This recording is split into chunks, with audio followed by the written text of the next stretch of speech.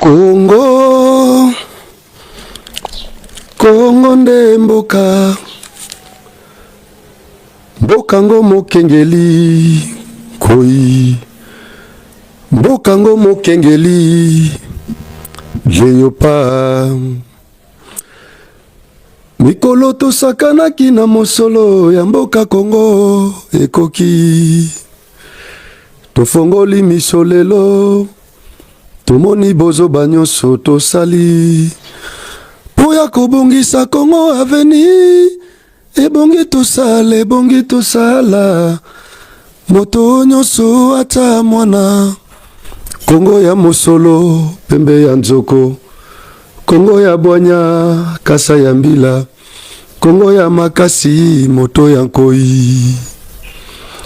Kongo, Kongo nde mboka, Kongo, mboka ya bakoko, Kongo, mboka ya bakoko. Kongo, boko mona pamba lobi, boko lula yango, Kongo, mboka ya bakoko. Kongo mboka ya tata Lumumba, Kongo mboka ya tata Kasavubu, Kongo mboka ya Seskul Mobutu Sese Seko Kuku Mwendo wa Zabanga. Na memangambo jour moko awa na tangi batata nyoso na bosani kotanga Mobutu na memangambo. Kongo mboka ya Etienne Tshisekedi wa Mulumba, Kongo mboka ya Mzee Laurent Désiré Kabila, malgré kamemela biso lelo ba Rwandais o baza konyoko la biso ayaki pona ko bengana Mobutu oyo à l'époque azaki considéré lokola dictateur. Muza yaki comme libérateur, babetele maboko babenge libérateur. Kaka bato babenga Muze libérateur bangonde baboma Muze. Lelo Muza tikeli biso ba Rwandais lelo yo ba infiltré armée na biso, ba infiltré ba institution congolaise. Lelo ba Rwandais bakomi ko compliqué biso po batika mboka na biso. Tolandi lobby na conférence de presse ya Félix Antoine Tshisekedi liboso ba journaliste. Félix a évoqué question wana lobby soki to bundité bako kendete. Na loba na bino awa na émission moko ke 50% ya budget ya Rwanda ezo dépendre na ba aide financière internationale, 50% mususu ezo dépendre na pillage ya ba minéraux congolais. Na loba na bino awa ke soki to telemite lokwa mutu moko, soki to telemite pona ko bengana Kagame na Congo na ba RDF na ye, Kagame kotika mboka oyo te. Na loba na bino eloko na place oyo. De lui-même il ne quittera pas le Congo, parce que sans Congo Kagame na Rwanda bako disparaître. Bolandaki Fachi Lobi alobaki yango pe lisusu. Eza pona koyebisa bino ke makambo ebelo tolobaka, même ba dirigeant wana pe bazalaka au courant ya makambo wana.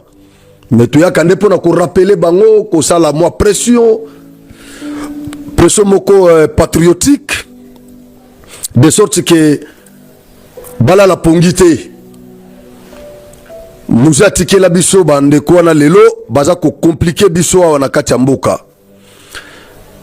Nazana moi quelques questions on a ko aborder na émission oyo. Localité ya Kiguruwe na Sud Kivu est passé sous contrôle ya bana mboka. Ba FARDC na ba wazalendo. Je vais aborder cette question na kati ya émission yo. Ba chef coutumier et ba chef de quartier, ya ville ya Goma. Bande konangai M23 a changé les bango face. Bakangi bango nyonso bazotina bango na Chanzu bakende formation militaire. Belé basi baké déjà. Awa pe ba chef d'avenue nyumba kumi baonde baza ba cible.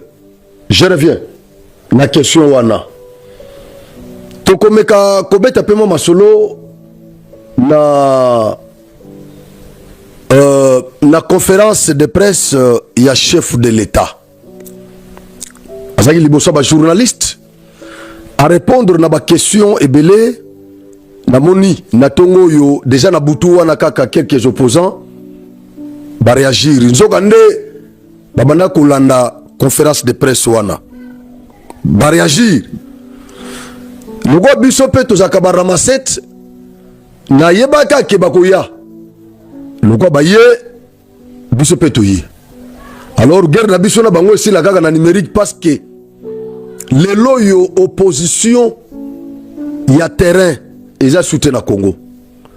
Opposition ototikali nango ekomi opposition ya internet. Opposition ya X, ya tweet.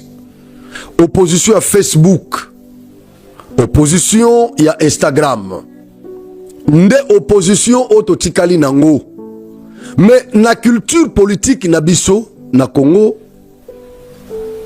totikala ko connaître na mboka na biso yo une opposition numérique. Etikala ko zalate. Biso tokola na culture il y a ba manifestation de grande envergure. Ba balabala plein. Ba journée ville morte. C'est ça l'opposition que nous avons connue dans ce pays depuis notre indépendance. Mais opposition otozanango lelo est commis opposition il y a compte X. Likambo mukebo pamba la moko a commis ba français milai a publié a tangi dictionnaire a tangi azuba gros mot a epona ko epate ba mama ya matembele ko epate ba ndeko na biso batongela biso ba bilamba ba sapatu ko epate bango ba epona ko manipuler ba congolais. Mais force de frappe na balabala boye ezate lelo yo tozana opposition oye kimaka kaka tozana ba opposant o ba frontaka te tozana ba opposant lelo o ba kimaka Vital Kamerhe oyo tokolo baka monyo sopo na Vital Kamerhe. À l'époque Vital Kamerhe opposant ya Kabila alongwa PPRD asala parti na ye INC ake na Bukavu epa na bango balandi ye kuna ba perturber ba manifestation na bazo menacer ye malgré nyonso wana menace wana tomona Kamerhe kokima na mboko te kokima Kabila kokende na Europe parce que mutu nyonso azaka na mabe na ye pas na malamu na ye tokoloba te ke Kamerhe aza mabe kote nyonso aza pena kote o pesa positif.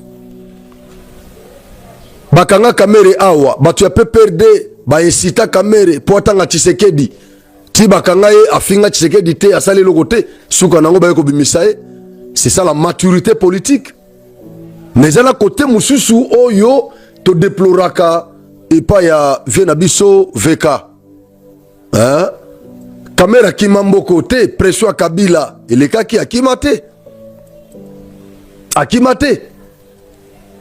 tout le monde na docteur Mukwege awa prix Nobel de la paix ba menacé combien de fois na Kivu ba menacé combien de fois nenga bana ko dénoncer ba massacre oyo Kabila yemoko na nusu Kabila Mukwege azo menace combien de fois mutomona Mukwege okene na exil ta bana okende ba poto ake ko attaquer bango kutukuna mais azonga kanaye Etienne Tshisekedi a Mobutu akangaye combien de fois Mzee Laurent Désiré Kabila ye akangaye pe lisusu atine na kaba ya Kamwanga. Mais na nyonso wana Etienne Tshisekedi azala toujours wana na Congo awa abundisa Mobutu na Congo Mobutu akenda tikaye Mzee Laurent Désiré Kabila ena ba rebelle batumbu yulu na mboko bazo beta batu Vietnam affronta bango bakangaye bazo kise na kaba ya Kamwanga suka nango ayeko zonga kini Muza Longwe Joseph Aye abundisa Joseph ti akufi mwana na zu pouvoir. Mais oba opposant otoza na bango lelo muke tout la muisi ya zaza surtout borderline. Waouh! Otuni bango nyonso ndenge bakimi wana. Ozui Lubaya Oyo a réagi na conférence, après conférence de presse Oyo. Nani atinda Lubaya na exil? Est-ce que Botikala Koyoka na mboko Oyo ke ba intenter une action en justice contre Claude Lubaya? Parce que lui-même ne pèse pas. Claude Lubaya ne pèse pas. Azalaki Awa, député national. Après Nanini Oyo a postulé quitté parce qu'à mon qui déjà échec naï anamo. A postulé quitté. Mbalamoko loko la déjà service d'intelligence nabiso.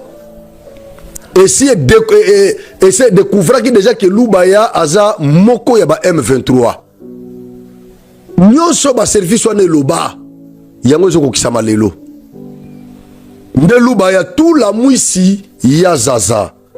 Ndami kende la ono nake kotanga bona botusa akomi kuna M23 ayeko bimisa qualité ya ki M23 après. Il dit ça c'est Lubaya. Aucune disposition de la Constitution ne prévoit qu'une prétendue volonté populaire puisse justifier une violation de sa lettre et de son esprit. Ça c'est Lubaya. Aucune disposition de la Constitution ne prévoit qu'une prétendue volonté populaire puisse justifier une violation de sa lettre et de son esprit. Nous tous ici, tous les politiciens là que vous voyez, tout le monde sait que en démocratie, c'est le peuple qui a le pouvoir. Tout le monde sait que cette constitution a eu la bénédiction du peuple par le référendum. Ce qui peuple a pas la constitution Oyote, Claude Lubaya. Constitution Oyo, elle n'a qu'à la promulguer. Nonobstant intervention, il y a parlement, il y a Batunion, tout ça. Mais ce qui peuple a Pambolaka constitution T par le référendum, de constitution Oyo Kaka. Et ça promulgué. Promulgation, il y a constitution Oyo, et ça qui tributaire. La volonté, il y a peuple manifeste. Dans cela, il y a référendum.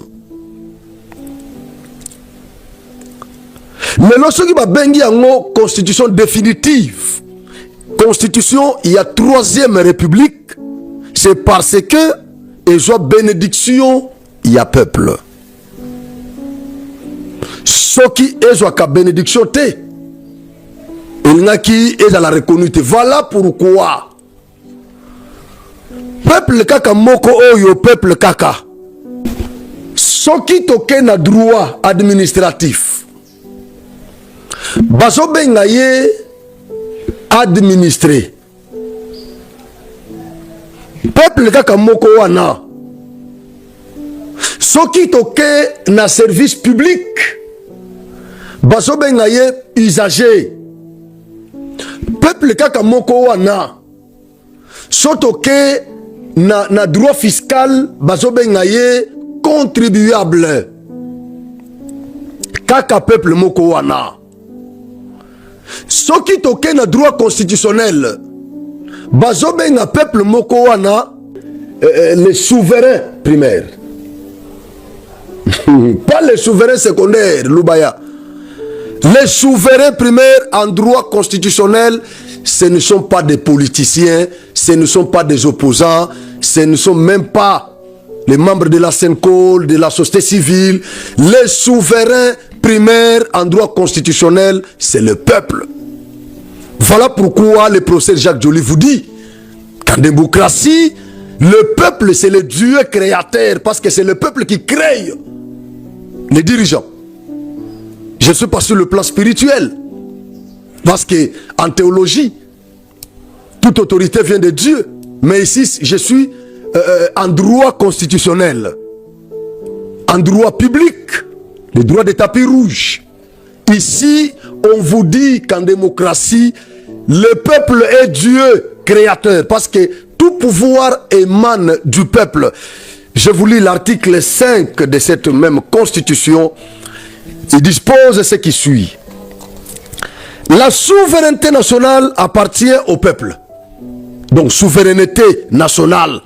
Yakati awa, yakati. Yakati awa. Vous prenez la souveraineté économique, monétaire, militaire, la souveraineté de justice, tout ça. Nous sommes ma portion, il y a souveraineté nationale. Nous sommes balobi ke ezako appartenir na peuple. Voilà pourquoi on vous dit que la justice congolaise est rendue au nom du peuple. On vous dit que c'est la justice qui élève une nation. Mais cette justice-là est rendue au nom du peuple, parce que le peuple, c'est lui le souverain primaire. Le Dieu de la démocratie, c'est le peuple. Mais on vous dit que la souveraineté nationale appartient au peuple. Tout pouvoir émane du peuple qui l'exerce directement par voie de référendum ou d'élection et indirectement par ses représentants. Ici, on nous montre deux sortes de démocratie. Démocratie directe et indirecte. Nous sommes en démocratie indirecte. Mais par moment, démocratie nabiso est comme un capé direct. Na moment, il y a élection.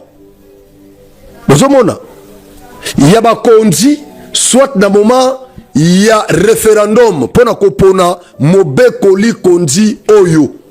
Na mobe koli kondi, en ce moment, to pratique la démocratie directe. Parce que Bamemakango a le peuple a utilisé le pouvoir directement. Na référendum, pe na vote, il y a des dirigeants. Mais démocratie na biso de manière générale, c'est une démocratie représentative, la démocratie indirecte. Il s'agit de cette loi, parce que cet article 5 vous dit que le peuple exerce ses pouvoirs directement, par voie de référendum. Référendum pour kopona nini, kopona constitution otozanango. Kopona constitution otozanango. Donc ne moment où le peuple a salé laka pouvoir naie directement pour la constitution. Eza lubayate, eza se sangate. On parle ici du peuple, les souverains primaires. Après référendum, après élection, peuple a pesi député, a pesi président pouvoir, bokenesko exercer yango indirectement. Wana siko peuple a commis qu'on subir.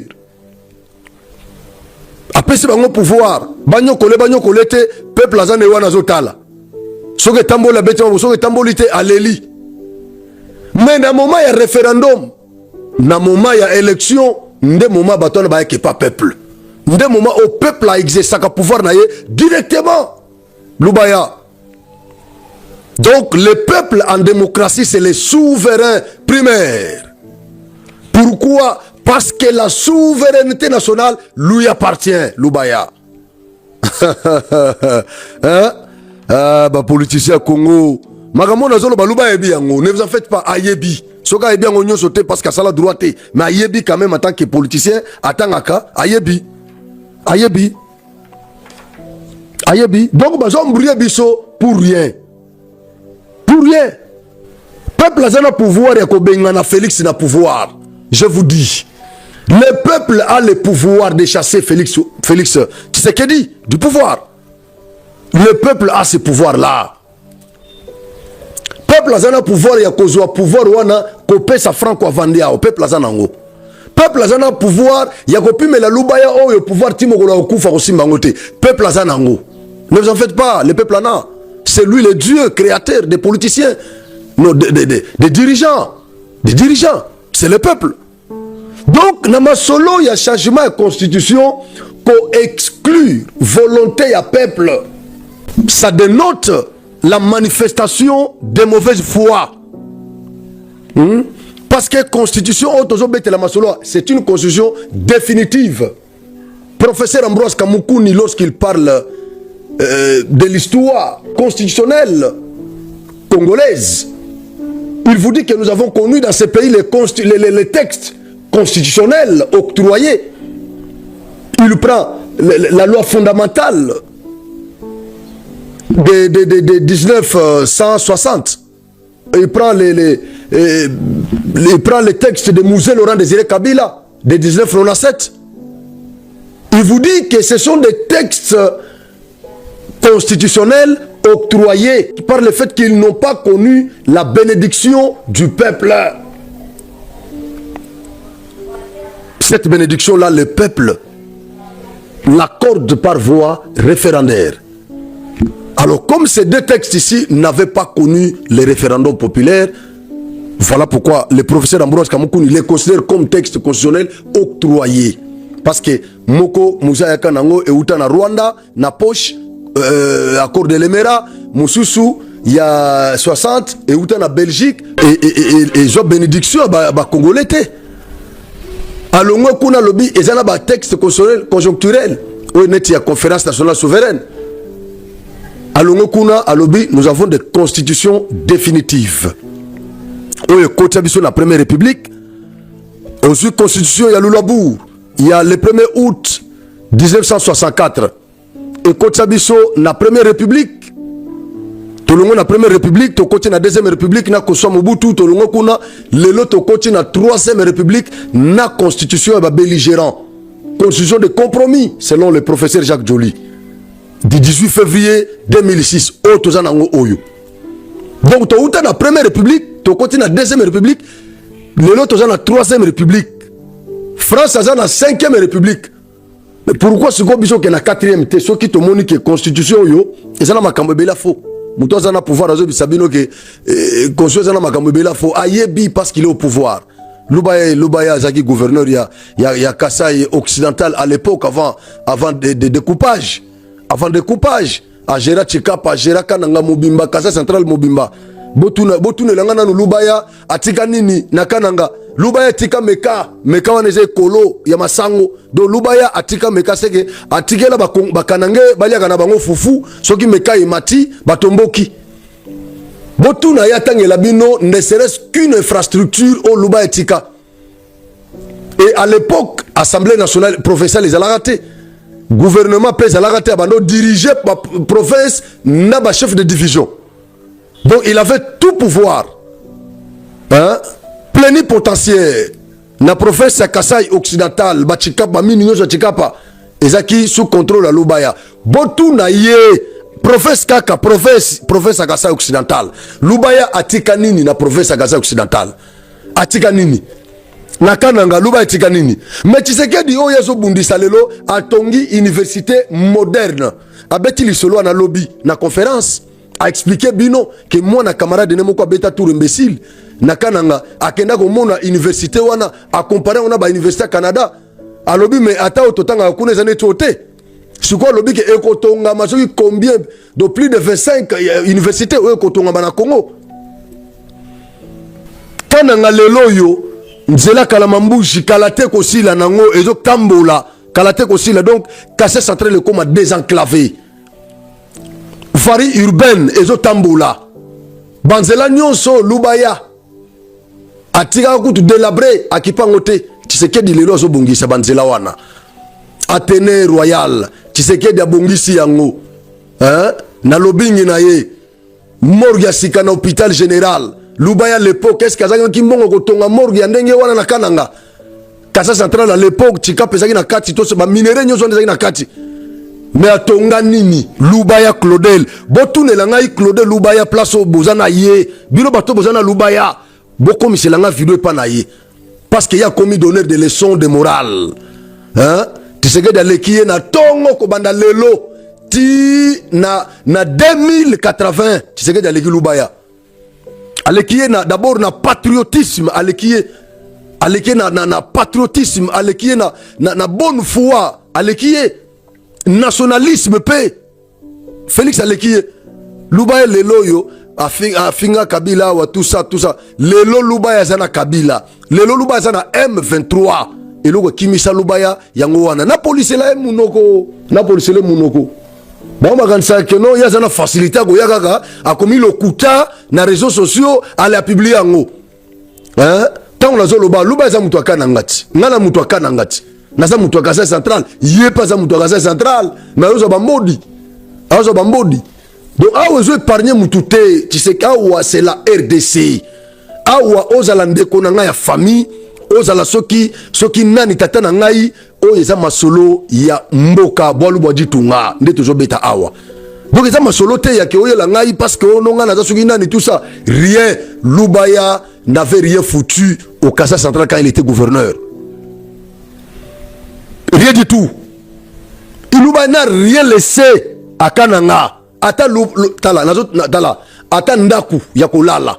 Le monsieur quand il arrive à Kananga, alala na ndaku ya tata na bango na Kananga de. Soki na kosi batulie ba ko démentir. Alala kana ndaku ya tata na bango le pango famille na Kananga de. Mais quelqu'un qui était gouverneur na Kasaï central à l'époque et na Kasaï occidental. Asala soki 9 ans. Asala 9 ans na Kasaï occidental. Atika elo côté Lubaya zana nda côté kapuku kuto ya batu kapuku asala soki 3 ans comme gouverneur na Kasaï occidental kapuku atiki mwa banda kone quand même akitoko soki zami balé kapuku atiki banda kone mais Lubaya n'a rien laissé donc aza gouverneur lelo ba comme pimele mandat na Kananga azo bato Kananga akitsa bango ti na niveau ya fufu atika bango na niveau fufu moyen ko raisonner kotonga moyen ko raisonner développement izate kaka ndenge toboka kambela nde to révolta bana mai na Kananga na Kasaï central ba yo comprendre que masolo fufu eza fo masolo il faut toboka kambela batongela biso banzela bacha biso courant ya wana moni masolo zo tambola siko vrai donc entre Lubaya oya dirigeant Kasaï occidental na Tshisekedi lelo Tshisekedi aleki Lubaya musika parce que Félix azo moderniser ville ya Kananga. Lubaya tika ville ya Kananga délabré. Donc azana leçon mon côté na wo police lo munoko pamba tout ça. Azana leçon mon côté yako tozu c'est sanga. C'est sanga Upungu. Qu'est-ce qu'il dit? Voilà, il dit c'est sanga. Ce soir les masques sont tombés. Félix Tshisekedi manœuvre désormais à découvert pour un 3e mandat par plébiscite. La RDC ne peut entrer dans un nouveau cycle de tensions institutionnelles et de personnalisation du pouvoir. Tous les démocrates doivent faire obstacle à cette dérive. Ces démocrates-là, ils sont où dans ce pays? Ces démocrates-là sont où? Parce que d'abord, c'est Sanga lui-même, il fut un rebelle. C'est Sanga fut un rebelle.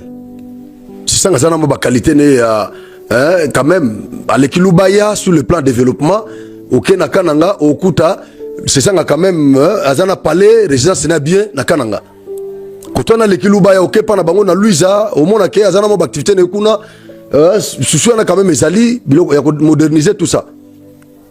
Mais côté politique, c'est Sanga namona kailo kwa mutumoko versatile, mutumoko instable sur le plan politique, mutumoko qui n'a pas tous les 2 pieds sur terre. C'est un garçon extrêmement intelligent. Hein? Intelligent, il y a Délice Sanga. Moi, il a fait de bonnes études. Vraiment, il est intelligent. Il est intelligent et il a une tête qui fonctionne très bien. Mais le problème, c'est que sur le plan politique, dès que Félix Aloba qui a fait cette différence entre les politiciens et les hommes d'État. Les politiciens, ils se battent pour les élections. Tandis que les hommes d'État se battent pour l'avenir du Congo. Nalobaka awa que un homme d'État parle nation, parle Congo. Tandis qu'un politicien parle pouvoir. Un politicien est à la recherche du pouvoir. Un homme d'État, il cherche le développement, la paix. C'est ça la différence. Alors, c'est ça que politicien. C'est ça que politicien. Je ne veux pas, démocrate, parce que vous prenez d'abord lui, c'est ça ce que je disais ici. Yemoko, Azaki rebelle. Est-ce que la rébellion, démocratie, c'est là? Kabila Lelo, Aza rebelle. Nanga, Aza rebelle. Bango nyoso, bamususu bakatumbi bazana kati. Est-ce que kuna vraiment démocratie et la kuna na rébellion démocratie et la raté. Écrivez ce que je vous dis. Et donc namboko yo démocratie ezaki papa Etienne atikela ngomwa na naye yango moni lelo na conférence de presse wana moni ba invité na ba journaliste nyonso ba finga Tshisekedi bazalaki wana hein ba ezaki belé na kati kuna mais ta mususu biso mususu to défendaka ye tozi ba invitation te